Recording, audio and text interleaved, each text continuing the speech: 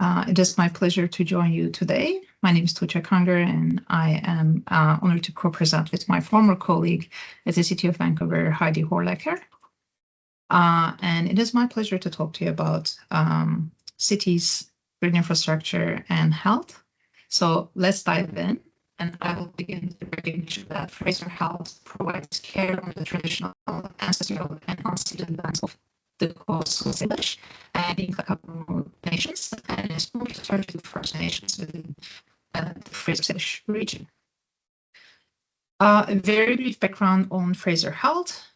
British Columbia has 5 regional health authorities and a province-wide First Nations health authority responsible for administering health programs and services. And Fraser Health is the largest of 5 regional health authorities in BC, not by the geographic region, but by the number of people we serve, which is over 1.9 million people in 20 diverse communities and 6 Métis-chartered communities and approximately 62,000 Indigenous peoples associated with 32 First Nations communities. And Fraser Health adopts a comprehensive health system approach to climate change adaptation, which means our work aims to identify and address vulnerabilities across all components of health systems, enhancing their climate resilience to withstand potential impacts of climate change. So to do this work, we work with a wide range of participants, from individual Canadians to health professionals and policymakers. We operate at various temporal and geographic levels. We consider complex interactions between human activities and environmental changes, and we put special focus on populations most vulnerable to climate impacts, and we create interdisciplinary collaborations. And one might wonder, what does a health authority do for climate change mitigation and adaptation and support the communities they serve in this regard? And I don't want to get too much in detail in this, but climate resilient work at Fraser Health predates 2018, but it was mainly managed alongside other responsibilities at the time. And since then, our scope has widened and our capacity has increased. So we conducted a comprehensive vulnerability and adaptation assessment for our region to understand where, who, and how people are impacted by climate change. We developed a strong program for seasonal readiness to ensure the communities we serve have access to best practices, recent health evidence, data, guidance they may need to prepare for extreme weather events. And we developed an internal climate change strategy that guides and strengthens what we are already doing. And more recently, we developed our Planetary health strategy. So how does rain gardens or green stormwater infrastructure in general relate to the work of a health authority? Human health and green stormwater infrastructure is linked in various direct and indirect ways. For example, green infrastructure helps lower urban temperatures, reducing the risk of health-related illnesses and fatalities, especially during extreme heat events, and I'm going to talk a little bit more about that. And trees and vegetation absorb air pollutants, trap particulates, leading to lower rates of respiratory and cardiovascular diseases. Green infrastructure captures and filters stormwater, reducing pollutants that can cause waterborne illnesses and respiratory diseases such as asthma. It provides access to nature, which is associated with reduced anxiety, stress, and improved overall mental health. It improves neighborhood aesthetics and encourages community engagement. And I think Heidi will have some nice examples on that as well. And it can also provide indirect benefits, such as reducing flood-related property damages, indirectly supporting community well-being, as well as financial well-being. So in the next couple of slides, I will try to make this a little bit more tangible, a little bit more concrete, a lived example from our region. I know this webinar's audience is nationwide, and maybe there are some folks joining from abroad, so I would like to take a minute to talk about one of the worst climate events that occurred in British Columbia, which was the heat dome of 2021. Temperatures reached over 49 degrees Celsius in some parts of our province, and over the 4 days of the heat dome, we've lost 619 people across our communities. Unfortunately, a significant portion of the deaths occurred in our Fraser Health region. It was a devastating event, as you can imagine, but it led to some key learnings, such as older adults are disproportionately impacted, and socially and economically deprived neighborhoods see higher rates of emergency department visits, And more related to our talk today, that environmentally deprived neighborhoods, such as neighborhoods that are less green and has less tree coverage, experience higher rates of deaths. And when we look at the concentration of where people were most affected by extreme weather events, such as the heat dome, we can see some special patterns emerging. This map on the slide, the first map on the slide, shows the density of heat stroke-related emergency department visits from the heat dome event, while the second map shows the urban heat island effect, which is basically where there's minimal shading, greenery, wind corridors, or pervious surfaces or non-reflective spaces. While we recognize that multiple risk factors play a role in people's health risks, such as age, individual health, lifestyles, income levels, their environment, meaning the greenness of the neighborhood or the tree canopy cover, was a strong predictor of health and well-being during the extreme heat events. And this is based on a number of post-heat dome related review and analysis reports conducted by Fraser Health as well as BC Center for Disease Control. So what we've learned so far, what we know that works. First and foremost, it is almost impossible to do this work and create change in silos. While health authorities have some jurisdiction, we don't control all the levers that influence the social determinants of health. This is why partnerships and collaborations and the co-benefits they can create and amplify are absolutely invaluable in addressing the diverse health risks posed by climate change. This also helps us explore cross-sectoral synergies, and some example of this is integrating green infrastructure with active transportation networks that implies co-benefits such as cleaning the air from having a cleaner air from reduced vehicle emissions that complements pollution-absorbing greenery, and shaded pathways that encourage physical activity even during extreme heat events. Or if you think about the flooding, when cities install permeable pavements on roads and bike lanes, and Heidi will mention some excellent examples of these surfaces can absorb stormwater and reduce localized flooding while simultaneously supporting safer cycling and walking infrastructures. The second learning is that cooling buildings and neighborhoods, both through mechanical systems, but also through passive ways, such as tree canopies, green areas, green roofs, save lives. We were involved in the update of the new BC building code, which is a part of work that we do, which now includes temperature thresholds, and we work with local governments on their retrofits and cooling bylaws. More related to today's work, though, we work with local governments on their design guidelines to include green roofs or their planning efforts to include green transportation corridors or consider green infrastructure implementation and just overall green their neighborhoods. In addition, we share new health evidence. An example of this is the 40% tree canopy cover recommendation to achieve best cooling effects. We now know that the research shows areas with 40% or greater canopy coverage experience the most substantial cooling benefits, often reducing daytime temperatures by several degrees Celsius compared to areas with little or no tree cover.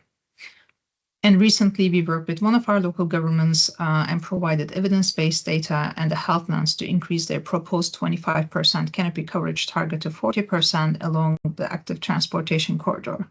While this has direct health benefits related to reducing heat in urban environments and better air quality, this action has other co-benefits such as encouraging people to use active transportation, even during the heat events.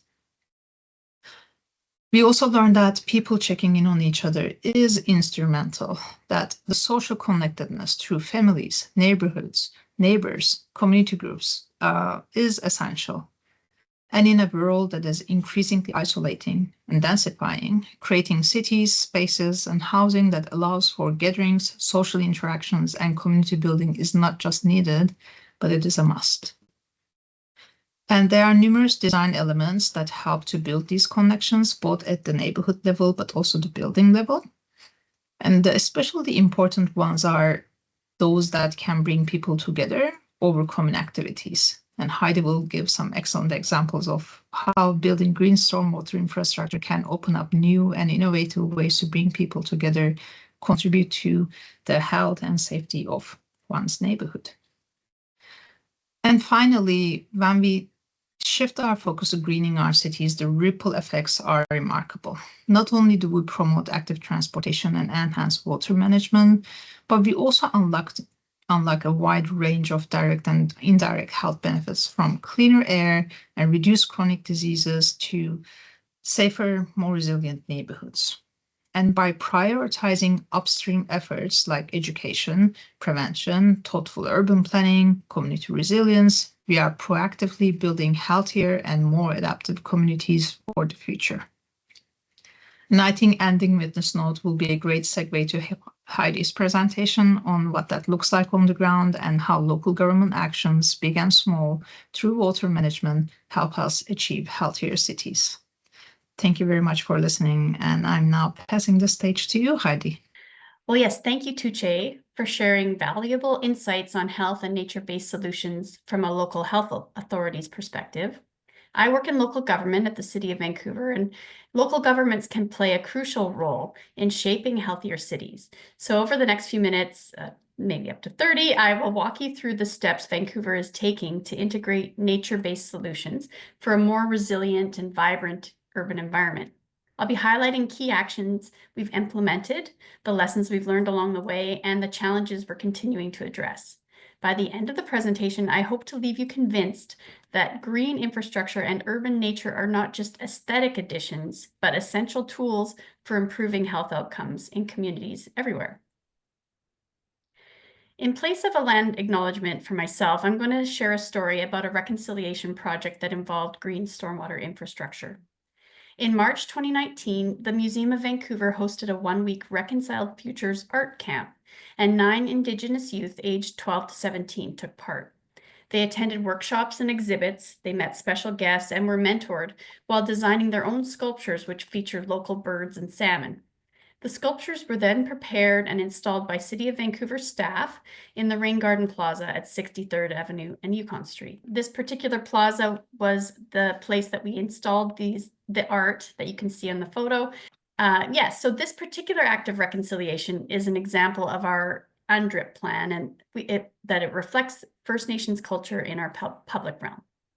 So as Tugce mentioned, the heat dome in 2021 in British Columbia was a local example for us of an unprecedented and devastating weather event where temperatures soared up to 20 degrees Celsius above normal. The BC Coroner Service confirmed that there'd been 619 heat-related deaths, of which 117 were in the city of Vancouver, making it the deadliest weather event in Canadian history. As Tugce said, most deaths occurred indoors, particularly in neighborhoods that lack green space. Vulnerable populations, especially adults aged 50 or older with chronic health conditions, were disproportionately affected.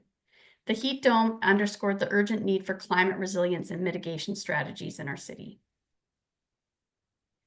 One key recommendation from the coroner's report was for municipalities to protect and restore the urban tree canopy and permeable surfaces to absorb rainwater. This acknowledged the large role green stormwater infrastructure can play in converting hard urban surfaces into permeable ones that allow rainwater to soak into the ground, making it more readily available for evaporative cooling and use by the trees. Like cities worldwide, Vancouver is grappling with climate change challenges: rising sea levels, drought, urban heat, extreme rainfall, flooding, and worsening air quality due to forest fires. These issues are not distant threats. They are present and intensifying, bringing serious urban health risks that include heat-related illnesses, respiratory and cardiovascular disease, and psychological impacts. At the same time, Vancouver is a growing city navigating aging infrastructure, increasing density, and a rising population. Recognizing the powerful intersection of public health, ecosystem resilience, and climate adaptation, Vancouver saw an opportunity to transform its approach. In 2019, City Council unanimously endorsed the Rain City Strategy, a bold commitment to radically expand the use of green stormwater infrastructure. Since then, additional policy frameworks, including the Vancouver Plan and the Healthy Waters Plan, have reinforced the city's focus on climate action and ecosystem restoration. So Tugce touched on the fact that there's a great deal of evidence and research showing the value of nature and natural processes in dense urban environments. Green infrastructure delivers a multitude of benefits beyond conveying rainwater. These are often referred to as co-benefits. The co-benefits play a vital role in strengthening social determinants of health. By fostering cohesive communities, encouraging physical activity, and promoting positive social interactions, green infrastructure helps to create healthier, more connected urban environments. By making these strengthenings of our nearby communities, this helps to reduce illness and mortality, and it can ultimately lead to lower healthcare costs. By investing in healthier urban environments, we not only benefit as individuals, but we can create long-term societal and economic advantages. So to set the stage, Vancouver is the largest city in the Metro Vancouver area. It's home to a diverse and growing population. We have a high proportion of renters, newcomers, and students, and many residents face economic and social vulnerabilities that can make them disproportionately affected by climate-related health risks. Addressing these challenges requires equitable solutions that ensure all communities can adapt and thrive. As a coastal city, Vancouver is surrounded by breathtaking temperate rainforests that shape our reputation for mild and wet weather. Annual rainfall varies, averaging around 1,200 millimeters in the south of our city, up to 1,800 millimeters in the north. So one key health-related infrastructure challenge in Vancouver is our largely combined sewer system. Unlike modern designs that separate sanitary and stormwater flows, Vancouver's older system directs both into a single pipe. While sanitary flows normally reach wastewater treatment plants, rainfall can overwhelm the system, causing untreated mixtures of stormwater and sewage to overflow directly into local water bodies, an event known as a combined sewer overflow, or a CSO.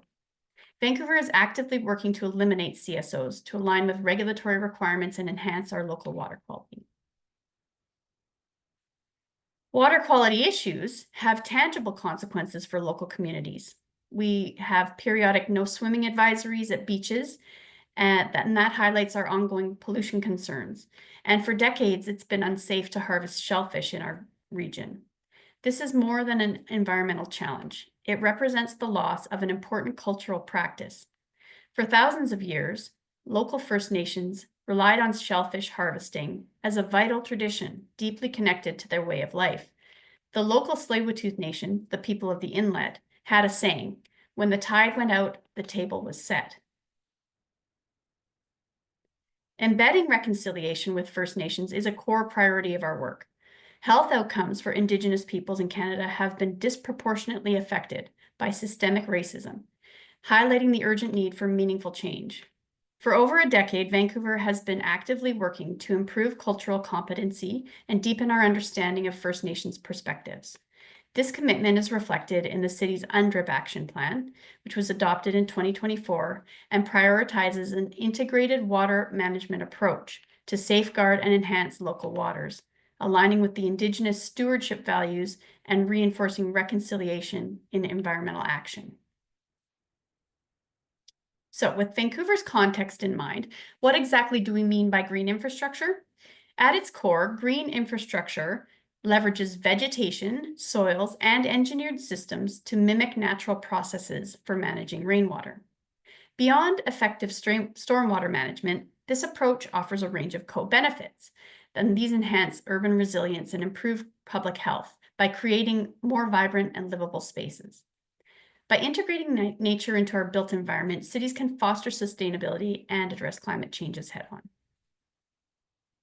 Cities have traditionally relied on gray infrastructure. That's an underground network of pipes directing runoff to outfalls to manage rainwater. While effective at moving runoff, these systems are built to last 80 to 100 years, making them less adaptable to evolving climate challenges and urban priorities. Now, we're expanding our approach by integrating green infrastructure to complement traditional systems. These surface-based solutions create new rainwater pathways and offer greater flexibility in response to changing conditions. And as mentioned, they can serve multiple functions. So a single investment delivers widespread benefits, enhancing climate resilience and supporting broader city priorities and restoring natural ecosystems. Here's a video of one of our assets. Maybe I'll let it play so you can hear me.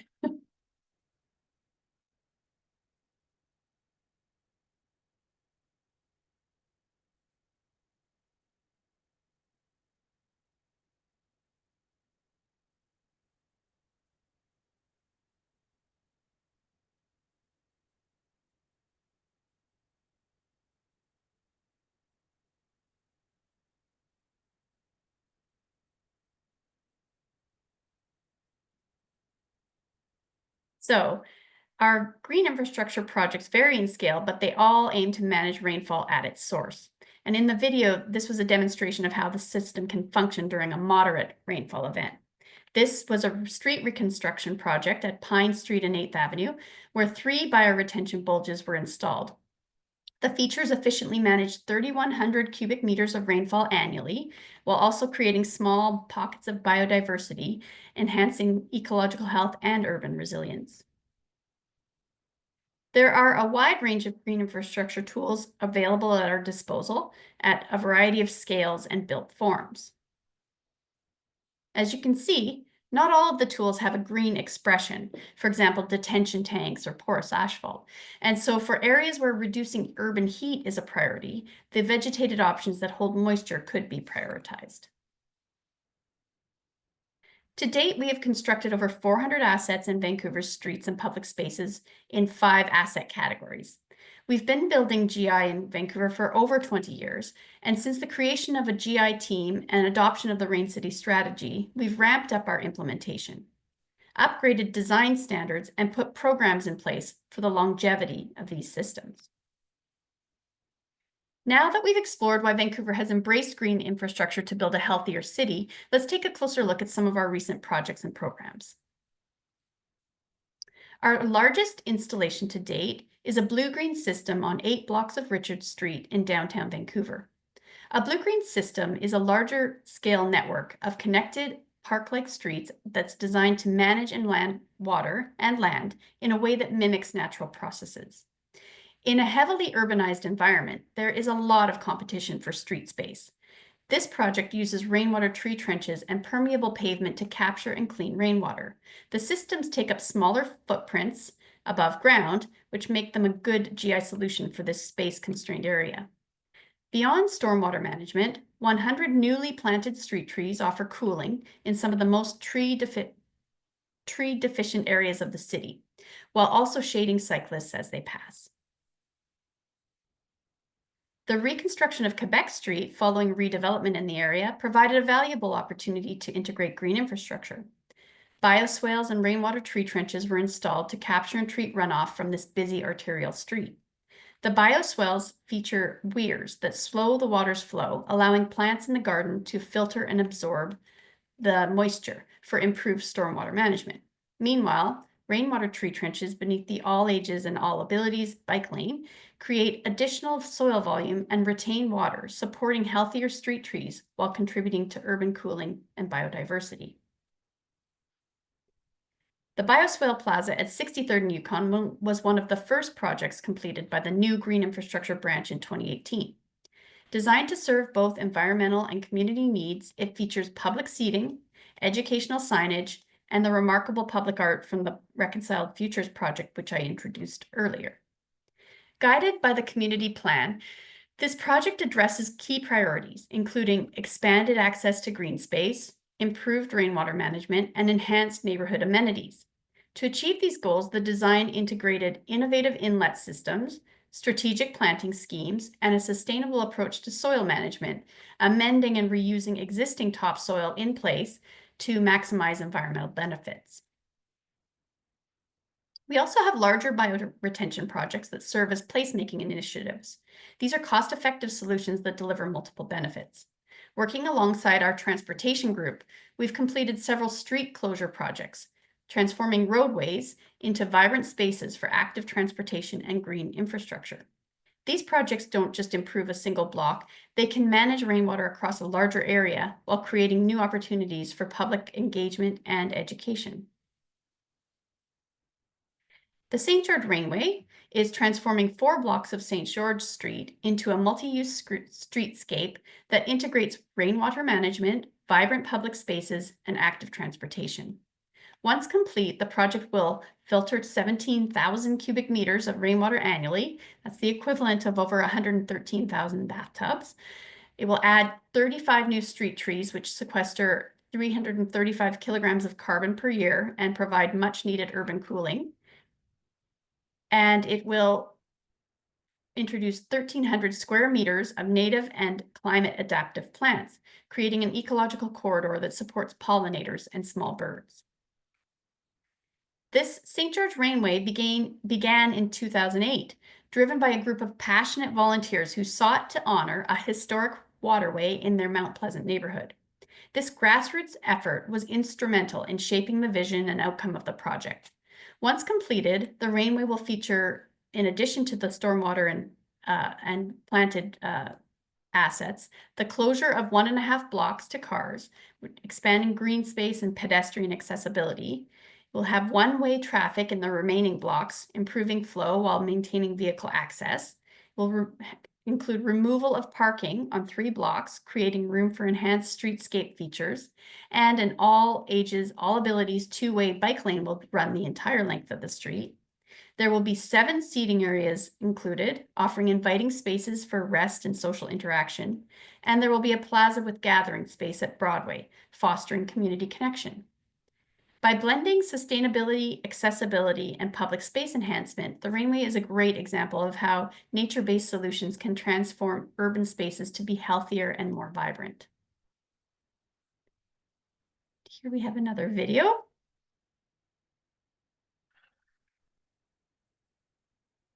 Here's the St. George Rainway at work.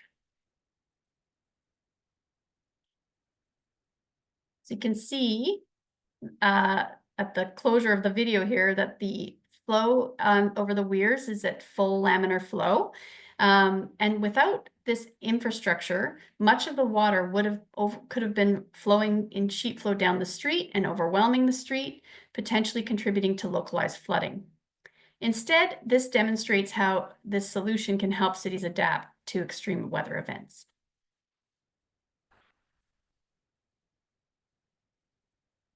Education is key to achieving widespread adoption of green infrastructure. Many people are unaware of both the challenges GI addresses and the benefits it provides. It's important to emphasize that these are not just pretty natural spaces, they're critical drainage infrastructure that supports climate adaptation and urban resilience. To expand awareness for the community beyond traditional audiences, we included some creative approaches to education and engagement, such as pop-up green infrastructure demonstrations, which brought concepts to life in real-world settings, life-sized rainwater-themed board games that made learning interactive and accessible, BioBlitz events, which helped communities track biodiversity and connect with their local ecosystems, and youth engagement packages, which we provided to different groups and were designed to spark interest in sustainability from an early age.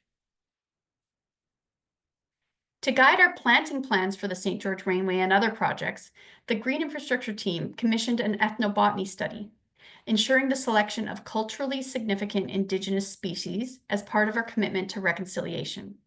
Beyond this intentional planting, the bioretention gardens incorporate a diverse range of species to strengthen root systems and enhance ecosystem health. Additionally, nurse logs were installed in the Rainway, creating vital habitats that support biodiversity and foster ecological resilience.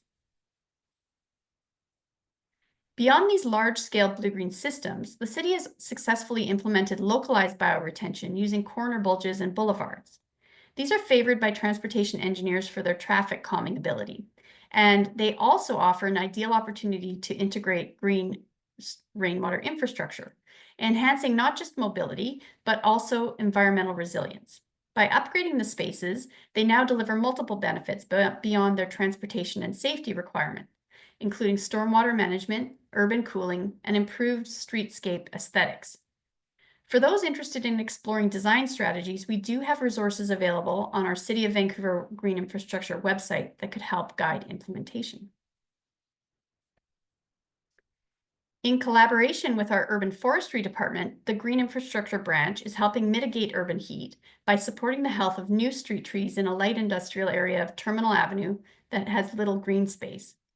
To enhance resilience, we've installed soil cells and tree pits, ensuring that the trees have access to adequate soil volume and water retention, critical for their survival in our changing climate.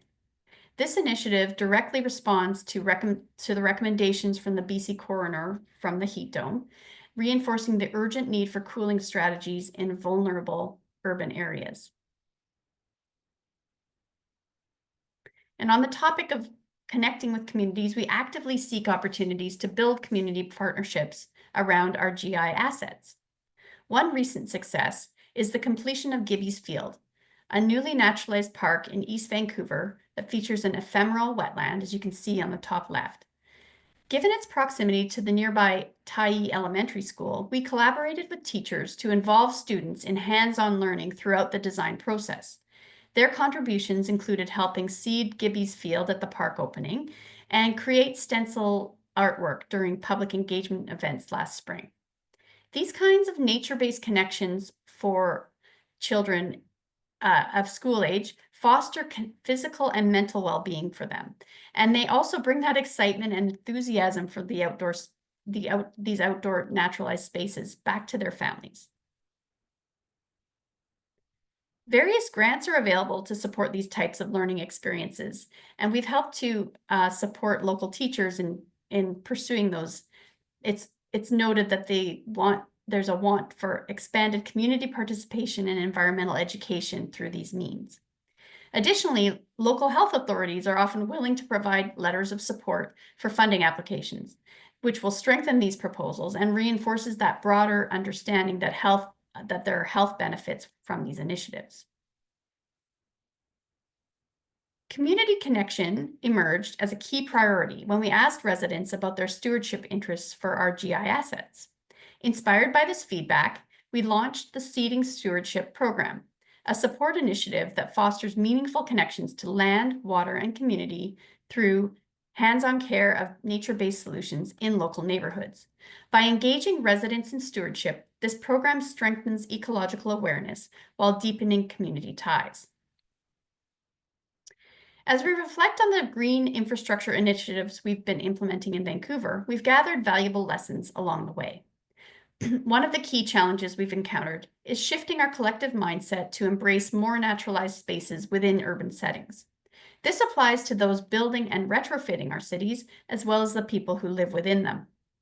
While Vancouver residents strongly support environmental improvements and expanded access to green spaces, adjustments such as reducing street parking can sometimes be met with resistance, especially when these changes directly impact neighbors. Navigating this balance between ecological progress and urban functionality remains an ongoing conversation.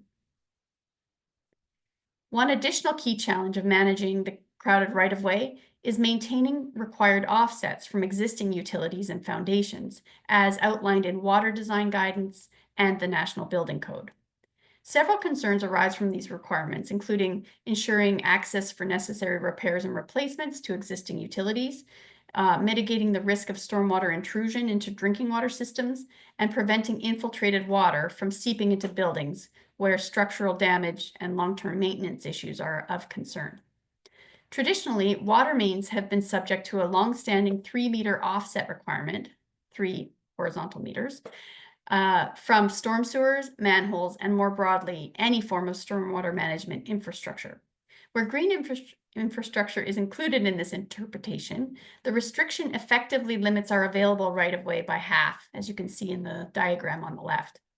Despite this constraint, we've been working closely with our partners in water design and building services on a site-by-site basis to identify and advance mitigating solutions that can ensure continued progress in our infrastructure development. To wrap up, here are the key takeaways that we would like to leave you with. The way we design our cities has a profound impact on our well-being, far more than we've traditionally accounted for. With growing populations and increasingly extreme weather events, investing in nature-based solutions is critical to making our cities more livable and resilient. Health metrics have historically focused on reactive care, such as the number of doctors or nurses, hospital visits, but we must broaden our approach to include environmental factors. The presence of green spaces, tree canopy coverage, and urban cooling all play a vital role in public health. Programs like PARCS, PARX, which prescribe time in nature as a health intervention, highlight this connection. These evidence-based strategies will lead to better health outcomes, but to implement them effectively, we must challenge business as usual and act urgently to address climate change. We appreciate your engagement and look forward to continuing the conversation.